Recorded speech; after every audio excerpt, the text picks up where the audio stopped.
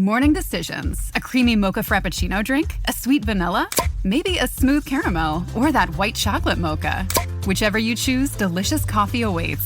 Start your day with bottled Starbucks Frappuccino drinks. Pick up a bottle near you wherever you buy your groceries.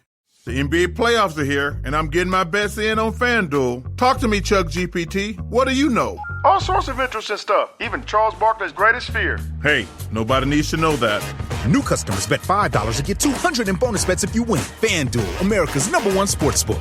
21 plus and present in select states. Must be first online real money wager. $5 deposit required. Bonus issued is non-withdrawable bonus bets that expires 7 days after receipt. Restrictions apply. See full terms at FanDuel.com/sportsbook. Gambling problem? Call 1-800-GAMBLER. I knew it. Another Hurrdat Media production.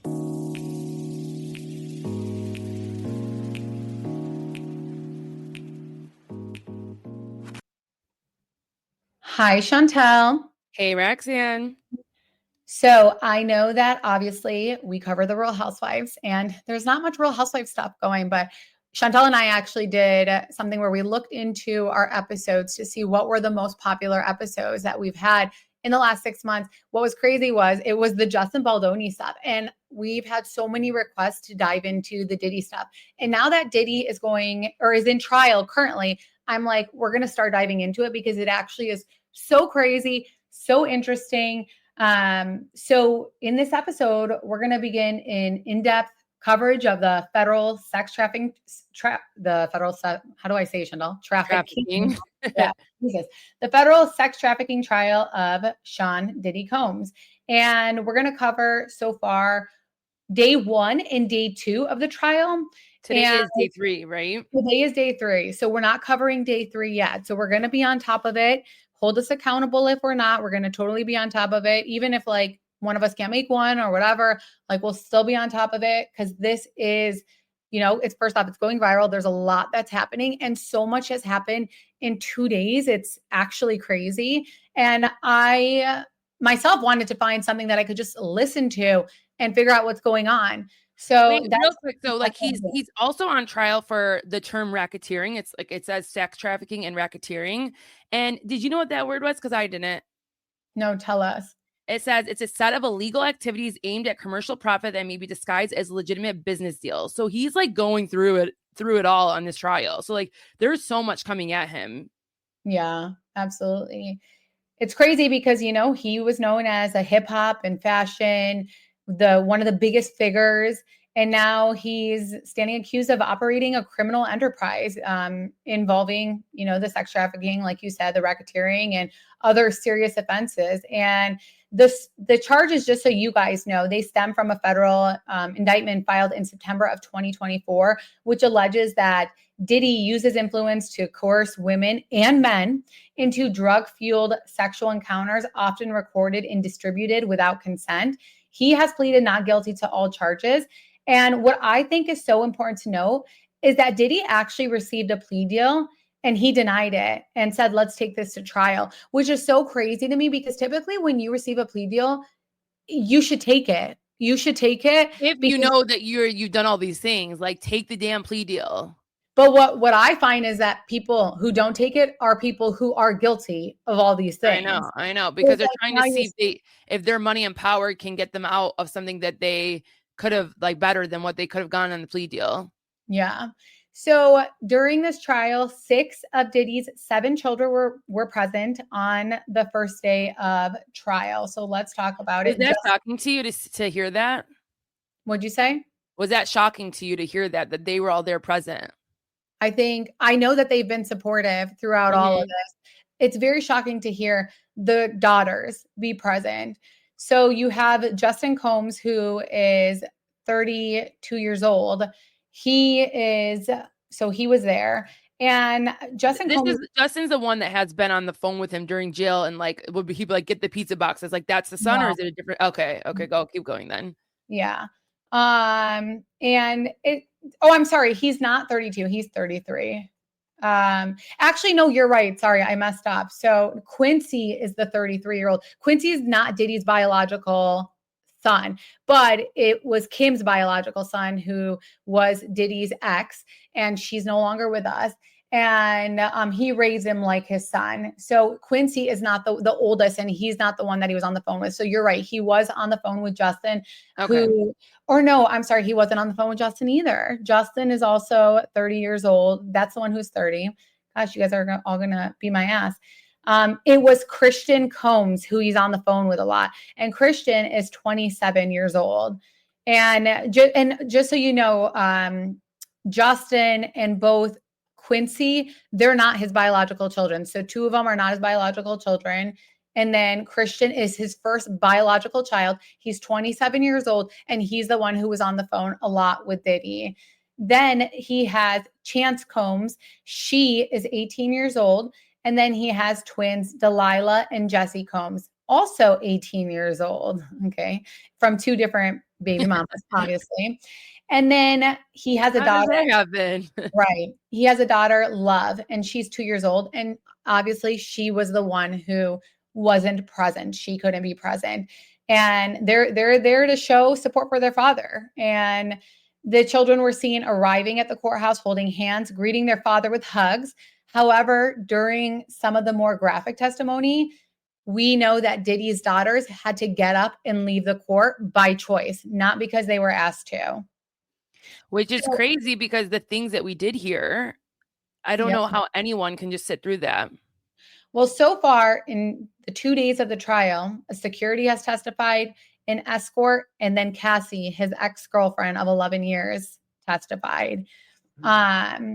So yeah, which is crazy. So the security that testified was the one who witnessed him like abusing Cassie. What was more interesting to me is hearing from the second witness, which his name is Daniel Phillip. Yeah. He's a 41-year-old who says Cassie and Combs paid him to have sex with Cassie while Combs watched in the corner. Phillip says his boss asked him to fill in for his male stripper coworker one night at a bachelorette party.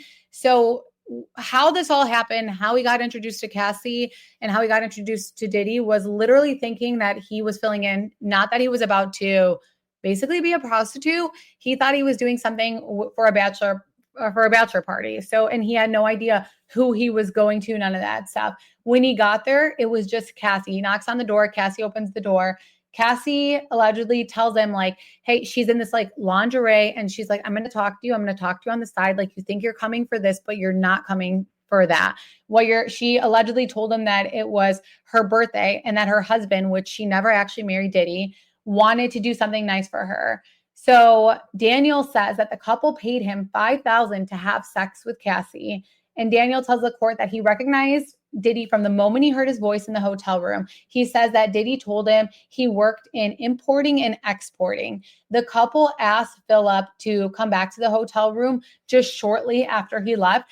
And when they told him, like, you're going to have sex with her, he was so excited because he was like, he goes, I was fine with it because she was the most beautiful woman I had ever seen. He goes, like, I was shocked that they were asking me to do that because she's so beautiful. On the witness stand, Daniel describes one freak off. So these are what they called freak offs that obviously ended up frequently happening. Session he attended when he says he heard what sounded like Cassie crying and being beaten in another room. And then prosecutors asked Daniel why he didn't go to the police after overhearing such an incident. And he says that I was so concerned for my life, adding that he felt threatened because Combs had taken a photo of his driver's license. And then he tells the court that he thought Diddy might have an in with the police department, a comment which was then met with a swift objection from the defense, which I get. The witness, Daniel, is now going into detail and descriptions about the various sexual encounters he had with Cassie. He tells the court that Diddy often masked would instruct him and Cassie about what acts to perform. He says that the freak off would happen at hotel rooms in New York or at the artist's personal residence and could range in time from 1 hour to 10 hours, and that Diddy recorded videos of the encounters. And keep in mind, this is like one of the conversation where Diddy tells his son, he's like, make sure you get rid of all the videos because he had all the encounters. Another thing that Diddy requested when getting this guy is to have someone come who has the biggest penis and who is Black. So that's what he requested. And they said majority of the time he would request something like that. Yeah, like they always had to, like, especially have a big D. Yeah. So, and with, I don't know, I need to, I think he also stated that there, at one point he saw Diddy throw a bottle at her and dragged her by her hair too. yeah. Do you like that they're calling these freak offs in the court? Like, because I know that's how they would talk about it, like, oh, we're having a freak off, but like, isn't it, as like not the defense, but as like the other side, the prosecutor side, I would like call it as like sexual abuse, like the sexual abuse, like them calling it freak offs is like, No, it's but like, that's literally like what they were told that it was. Like they yeah, were, I know. So they're just stating the terms at the time, but it just like, it seems to downplay like, oh, we're doing a freak off tonight, and then like this is what would go down in the freak offs. Like when I'm listening to it, I'm like, it's just so crazy to me. no, I think it's totally fine because that's literally, they're like, this is what it was labeled, this is what it was called, and that's Yeah. what they're there to do, is to say exactly what it was called. And honestly, I have to correct this because I don't know if Daniel Phillips was Black, but I know that that was the request. That's what Cassie says, is that he Yeah. always was someone. So I don't know for sure if he was, because I haven't seen a picture of this man. And then he says that the first time that they, that day that she said it was her birthday, he said Diddy didn't say anything. That Diddy sat back and they just had sex. And he said that he ended up, that Phillips ended up, busting, very quickly. And that Diddy, as he watched, was just masturbating the whole time. So he was watching this and he was just masturbating in the corner and he didn't say anything. And he said after that Diddy was directing them the whole time, like telling them exactly what to do. And which is like so gross. Yeah. And like, if any of this is like too much to handle, like listen to, like, don't listen to this stuff. I know. Yeah, this is like such a trigger warning. Trigger warning. It's a dark case. Yeah, it is. Now, other stuff is that he said is that he got paid between 700 to upwards of 5,000 or 6,000 in any times that he engaged, and it could last, we said that, up to 10 hours. And if he couldn't properly perform, he wouldn't get paid anything.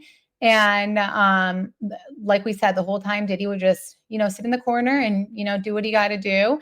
And he said that he was obsessed with baby oil, which is something we've heard for a really long time, that he would constantly be like, you guys need to rub more baby oil in each other. You don't have enough on. One time he even instructed Phillips to go get more baby oil from a store. They didn't have enough. So that was like another thing, which is just so crazy. And Phillips ends up saying that he did end up falling in love with Cassie, which, no shocker. He said that he would usually text and communicate with Cassie, and he was worried about her, especially when he heard Diddy get violent with her. He said that day that he heard Diddy get violent with her, he wasn't able to perform sexually. Like, he wasn't able to. He struggled, but he would, constantly check on her.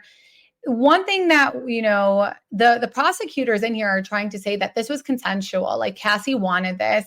And this is like something that they're also using, is that they're saying that Diddy, or that Cassie actually texted Daniel and was like, your D is so big. And she asked him to send her a photo after they had sex, which, like, again, they're trying to paint this picture that Cassie was like into it. She loved it. She wanted it. She even wanted a picture of him, which, is crazy. Another thing that we found out throughout this, and keep in mind, Cassie's husband is present for this, and she's like 7 months. Like, isn't she like really pregnant? She's 8 months. Wow. She's not here at this point, but this would be hard for anyone to hear about their wife, like what they went through or what they were doing before. But the way that Cassie and her husband, Alex Fine, met was he was her trainer hired through Diddy. It's not like he was involved at all anything of what Diddy was doing, but that's how they met. And a lot of people say that she opened up to him and he was like, you need to get out of this relationship. One thing I think we're going to touch on this later is that this man would urinate on Cassie during it. And it is said, in the way that Cassie portrays it, is that Diddy actually asked him to do that. And what the prosecutors are saying is that no, that's not the case. She actually asked him to do it. I mean, the defense, the prosecutors are on her side. The defense is not on The her defense, side. I'm so sorry. Yeah. Yeah, Okay. yeah. And the defense is also saying everything is, everything was consensual. All the activities were consensual. Yeah. Oh, yes. Yeah. Oh my gosh. Everyone's Yeah. like the prosecutors. Yeah. I know. The defense is saying that. So here's a transcript where he Yeah, says this that, is weird. This is a very crazy story. yeah, where he says Cassie asked to be urinated on. It says, how many times were you asked to urinate on on Cassie? And the defense says objection. And they say the question needs to be rephrased. And they say, what, if any, bodily fluids other than ejaculate do you remember there being in these rooms? And his defense says objection. And the court just says, just on leading grounds. And then they were like, okay. And then the judge says, this is overruled. Like, they can ask that. And so he says, so Daniel Phillips, the escort, says, so Cassie was actually the one that asked me to urinate on her. They had just come out of the room and she asked me if I had ever done that before. And I said no. And she told me to do it. And apparently I was doing it wrong because they both stopped me and told me that I was supposed to let a little at a time and not go full, like take a leak on her. And by the way, like, she was drinking this urination, like the pee, she was drinking it when he did this. Let's be real, between work, life, and a million other things, eating healthy can feel like a chore. That's why I'm loving Factor. Their meals are ready in 2 minutes and they actually taste amazing. I had the creamy Parmesan chicken last night, rich, comforting, and zero guilt. It makes sticking to my wellness goals so much easier. No more last-minute drive-thrus or microwave regrets or having to fight about with my husband what I'm making for dinner. Factor offers 45 meals every week, so I always find something I'm in the mood for. From Protein Plus to Keto or Calorie Smart, there's truly something for everyone. And they've got breakfast, lunch, dinner, and even snacks. Support the show and take care of yourself too. So go to factormeals.com/TRH50 off and use code TRH50 off to get 50% off plus free shipping on your first box. That's code TRH50 off at factormeals.com/TRH50 off. Yeah. I have no words.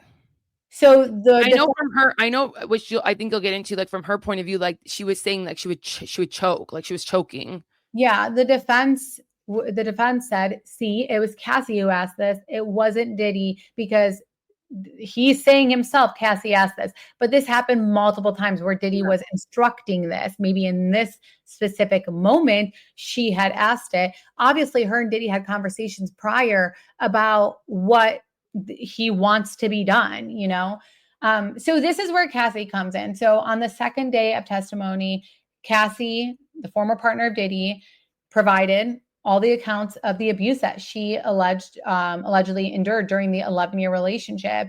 And yes, she is 8 months pregnant.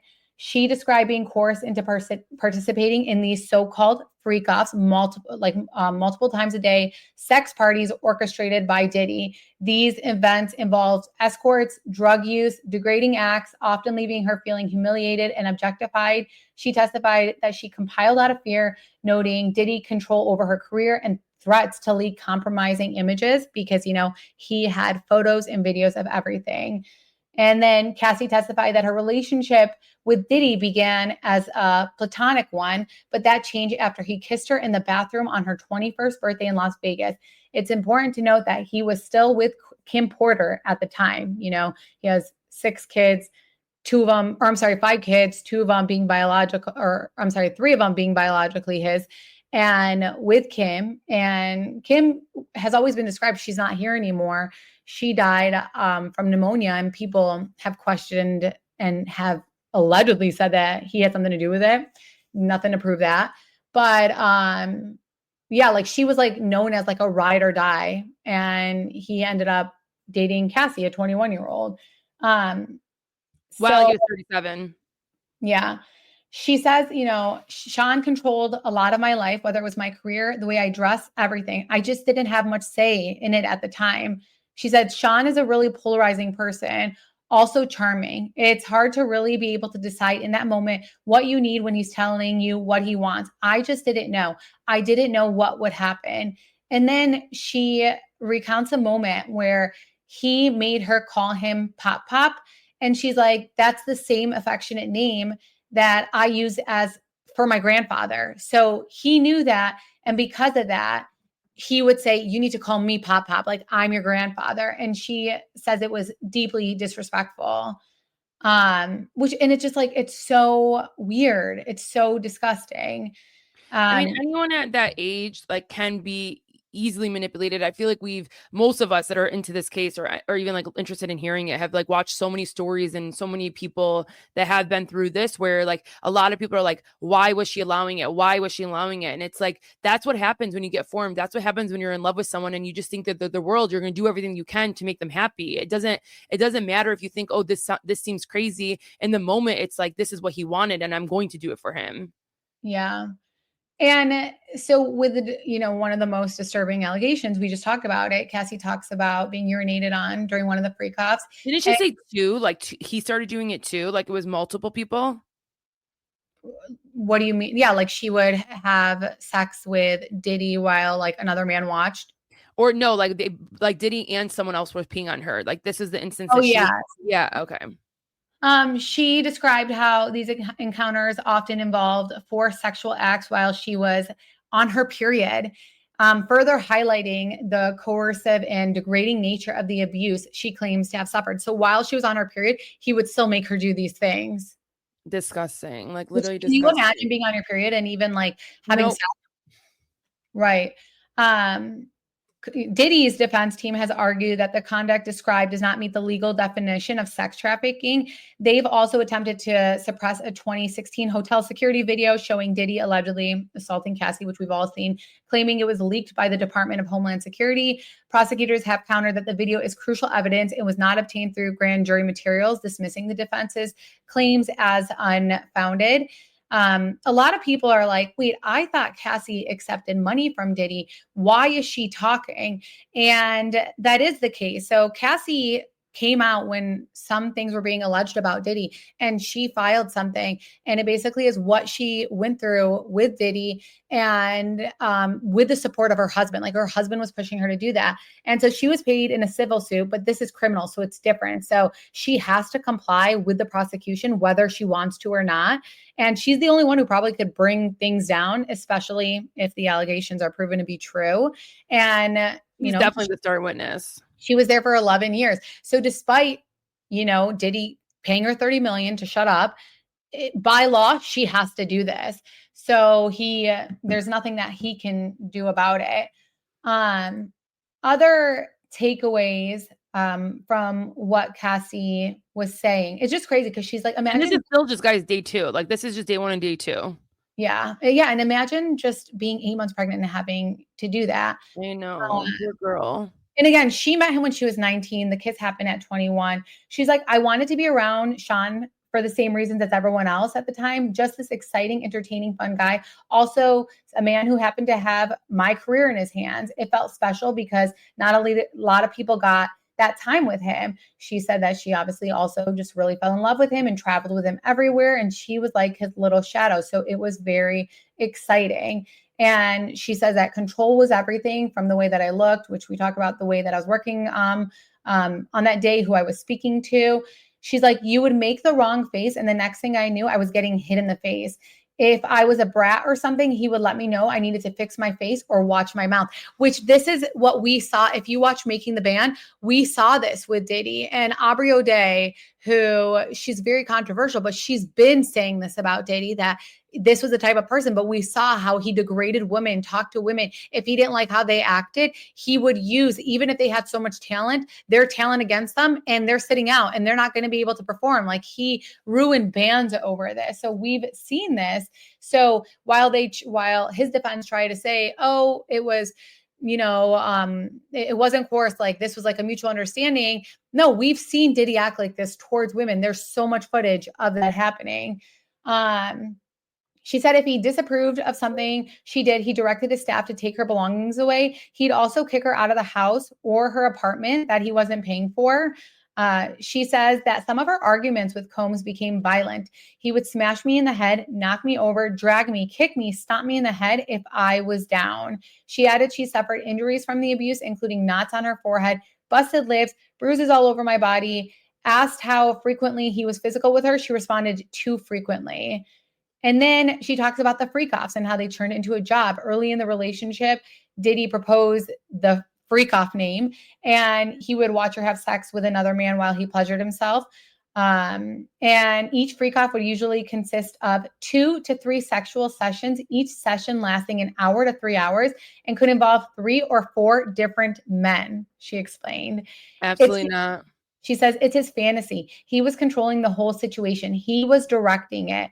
The freak offs became almost weekly, she testified, and stretched until 2017 or 2018, when Cassie gently brought up not wanting to do them anymore. Diddy was dismissive, she said. She says, if it got to a point where I just didn't feel like I had much of a choice, didn't really know what no could be or what no could turn into.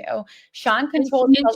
She also ends up saying too, like, I'm sure you're gonna get to it, where like to her, these freak offs were the only time she had intimately with him. Like this, and at this point, she loves him. So like she thinks at this point, the freak offs are the only thing that the time that she's gonna be able to spend with someone that she loves. Yeah. She said, I didn't feel like I had much say in it at the time, being really super young, naive, totally being a pleaser. I didn't know if he would be upset enough to be violent or if he would write me off and not want me to be with him at all. She testified that she took all kinds of drugs provided by Diddy or his staff at the freak offs as a way of dissociating and numbing herself. At a certain point, a big chunk of her life was spent recovering from taking drugs and dehydration stemming from the freak offs. And that means so many other people, which we knew, are involved in this. Yep. So many other people were okay with this. So many people sat back and watched him do this to her. And we all know she's not the only victim. There's obviously a lot more victims. If he was just doing it to her, he's probably doing it to a lot of other people. She says the freak offs became a job where there was no space to do anything else but to recover and to just try to feel normal again. And that's when she starts wiping her tears and she breaks down in court. She says, I felt disgusting. I was humiliated. I didn't have the words to put together at the time how horrible I really felt. And I could not talk to anybody about it. And I think that's the hardest part, is like humiliating herself and not having one person to speak this to. And if she probably did have one person, they would have obviously talked her out of it and she would have walked away with it. When asked what she enjoyed, if anything, about the freak offs, Cassie broke down into tears again, said, the time spent with him, as sad as it was, I thought that I liked that I was the only time that he could get. Mm-hmm. Now, they then talk about the video that came out where he was abusing her. And she's like, I'm not sure what happened, but I got hit by Sean and I had a black eye. And at that point, all I could think about was getting out of there safely. That is what, in the video, you see her running out of the hotel room, and it's because he hits her, gives her a black eye, and she's trying to escape. Yeah, isn't this her trying to leave, you guys? Like, isn't, like, people are like, why didn't she ever leave? Like, this is her trying to leave, and look what he's doing to her. Yeah, and she says the attack came after she attempted to leave a freak off before it was over.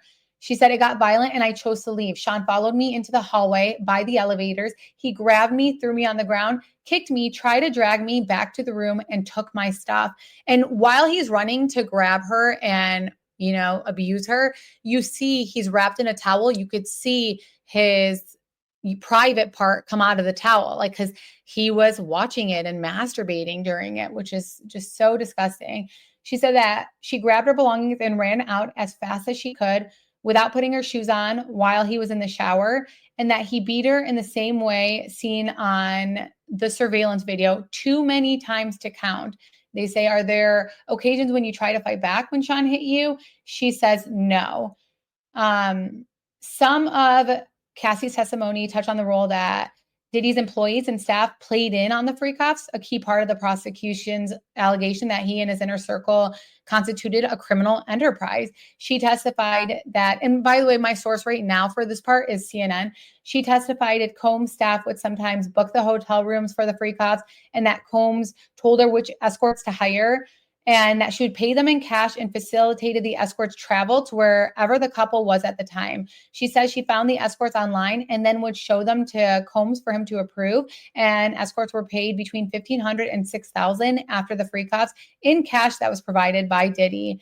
Some of the escorts participated in freak offs in multiple states, according to Cassie. When she needed to fly in an escort for a freak off, Cassie would tell Diddy's travel agent to arrange travel for a new staff member, she testified.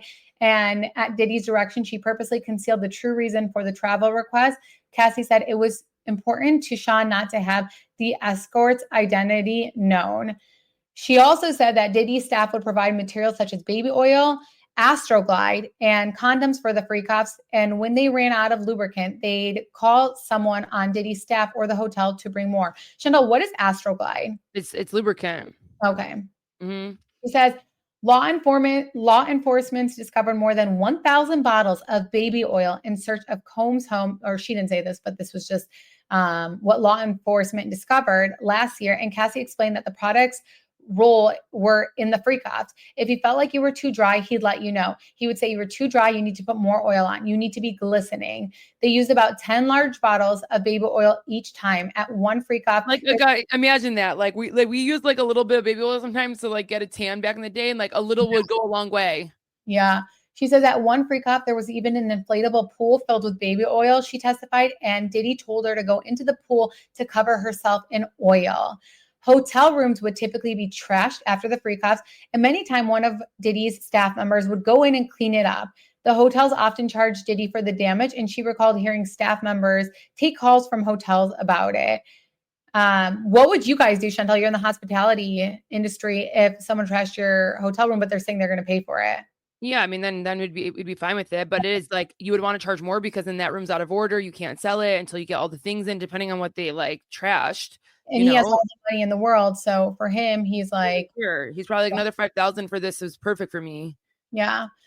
The defense has said the case is really about jealousy. And Cassie admitted in her testimony, she was insanely jealous of Diddy and his girlfriends. She goes, I didn't get that he was him. He was Puff Daddy, and Puff Daddy has so many women. He likes the company of women. And I had to just really learn that over time, despite what he would tell me just between us. She said that he made me feel like we were in a monogamous relationship more than not. It was really me figuring out we were not. And yeah, that's really what she testified. And there will be more. It just so sad. I mean, how long do we know how long they think this trial is going to go? I don't know. No. Yeah, it could be so long. Okay. I just know that today is day 3 that she did. Yeah. And here's where it says like Diddy would urinate on Cassie. Sometimes at the same time, he directed a male prostitute to urinate on during their freak-offs. She said sometimes Sean, he himself or the escort would urinate on me. Sean urinated at the same time. And she did bring that up. So I know that you had mentioned, did they urinate? Yeah, and she said that like she like almost like one time was choking on it. Like you guys, like I literally am so disturbed. Like how can his kids watch this, hear this? How can anybody? Like I really I hope stuff like this can help other women see that they're in like such an abusive, even though they think it's love, like they're just such in an abusive state because this is not the only time it happens. Like she's not the only person. Yeah. And that's like why sex trafficking needs to be more of a broader term. People think it's like something about, this happened with with what's his name? I don't know. Documentary series they watched with the other guy. And he did it like 8 girls, like multiple girls. He's like, he was a rapper too. I'll find the name, whatever. But this happens all the time. So there needs to be broader or like more people need to really understand what sex trafficking means. Tim Tebow does an amazing job. He's made it his mission to expose sex trafficking. So if you follow him on Instagram, he's such a great person. He meets with everyone you could think of to expose that sex trafficking happens the #1 in the US. So I always like to watch his videos just to educate myself on all that stuff. But yeah, you guys, that was day 1 and 2. We have so much. We're going to follow this entire case. So make sure that you guys listen, that you guys follow. And let us know if you like it. Yeah, let us know if you guys were into this from beginning to end. We will cover this.